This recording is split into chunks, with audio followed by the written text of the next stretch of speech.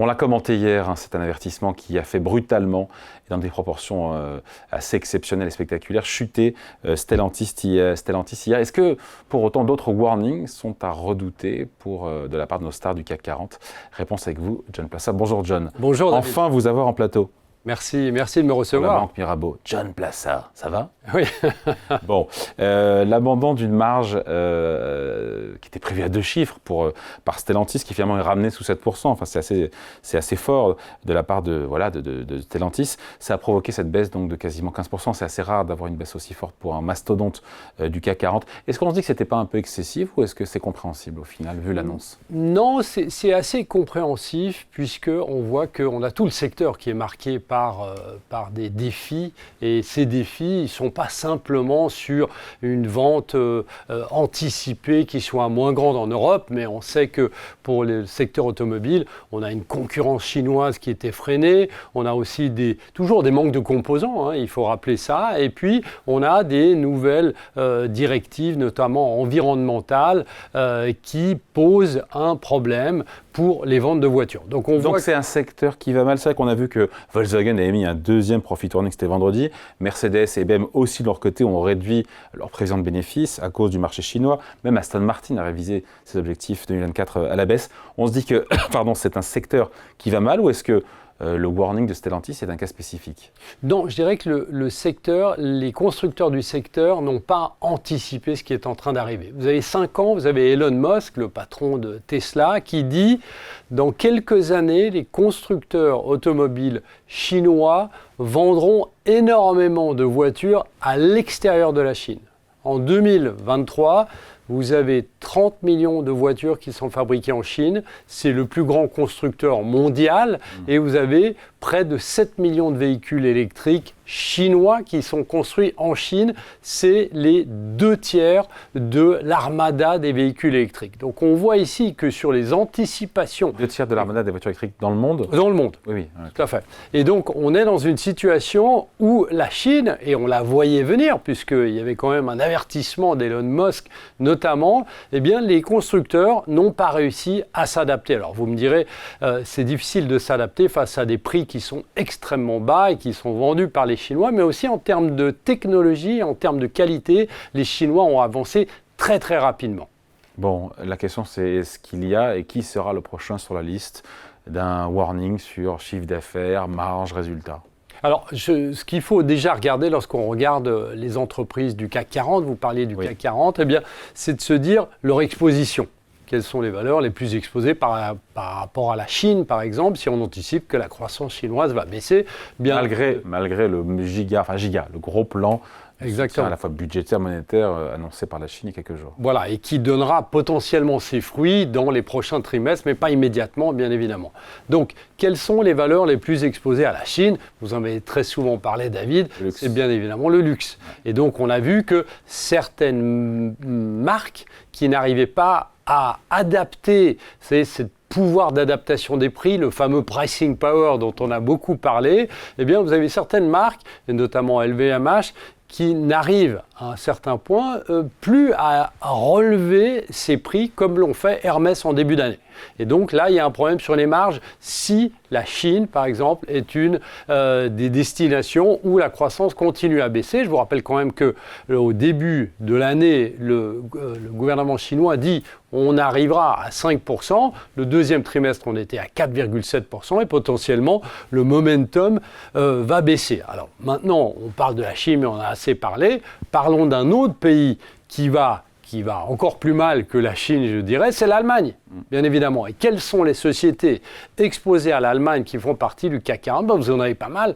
Vous avez Saint-Gobain, vous avez Airbus. Alors, c'est des groupes internationaux, mais qui vendent beaucoup aussi en Allemagne. Vous avez Veolia, par exemple, qui est aussi très exposé à l'Allemagne. Et on voit qu'on a une décélération de la demande et aussi des exportations allemandes. Donc on est dans une situation où si on veut regarder le prochain coupable ou le prochain qui pourrait faire un avertissement avant la publication de ces résultats, bon les résultats vont être publiés dans pas très longtemps, eh bien c'est sur ce genre de clients qu'il faut regarder ou ce genre d'entreprise. Et vous redoutez, pour le coup, c'est juste, encore une fois, pas un cas d'école, mais c'est juste une possibilité? Non, je redoute dans certains domaines spécifiques. On a parlé par exemple, du secteur automobile. On voit qu'aux États-Unis, on pensait par exemple que le secteur automobile était immunisé, mais on voit que General Motors, Ford sont aussi en train de dire que leurs ventes seront moins élevées que prévu, notamment à cause de la concurrence chinoise. Et en Europe, on voit aussi que c'est une lame de fond. On ne voit pas comment la croissance allemande, par exemple, et même avant, vous en avez parlé au début de l'émission, la croissance française aussi est à risque. On voit mal les groupes qui sont surtout exposés au marché local et à l'Allemagne et à la Chine, surperformer, avoir des surprises dans leurs chiffres. Pourquoi est-ce on a le sentiment qu'il y a un décalage entre les warnings dont on vient de parler des sociétés et la croissance de beaucoup de pays quand même qui tiennent bon? On peut parler des États-Unis ou autres. Oui, alors c'est une très bonne question. Alors normalement, vous avez selon le secteur ceux qui anticipent les ventes. Vous savez, les petites entreprises sont les premières évidemment à être impactées négativement lorsqu'on a un début de la décélération économique. Donc ça, c'est c'est vers ces entreprises qu'il faut aller. Et elles ne donnent pas spécifiquement une image au temps T sur la croissance.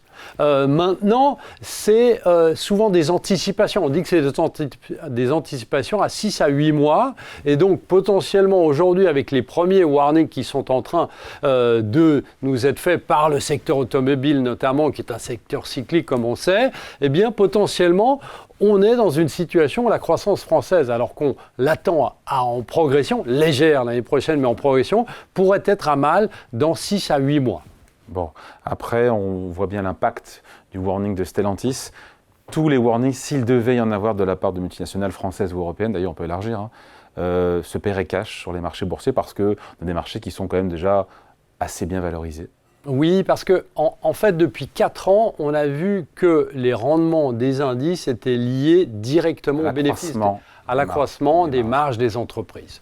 Et donc, si on a une baisse des marges des entreprises, très logiquement, on va avoir une difficulté sur certains indices, comme le CAC 40 ou le DAX qui, si on parle du DAX, a été quasiment au plus haut. On a fait des nouveaux records il n'y a pas très longtemps. Le CAC 40 était plus impacté aussi par la question politique, bien évidemment, du pays. Mais on est ici à risque si les entreprises et les marges, comme vous l'avez dit, des entreprises sont à risque, bien évidemment. Et ce sont les 4 dernières années qui nous l'apprennent. Donc, effectivement, aujourd'hui, si on va au-devant d'une séance des résultats des entreprises pour le 3e trimestre qui est mauvaise, la semaine prochaine. Elle commence aux États-Unis la semaine prochaine par certaines banques et puis après elle va aller en Europe. Mais si on a une saison des résultats qui est moins bonne qu'attendue, avec une décélération des marges, vous pouvez vous attendre à une baisse du CAC 40. Bon, on peut avoir cette même discussion sur les indices boursiers américains, sur les stars de la côte américaine aussi, sur cette question des marges?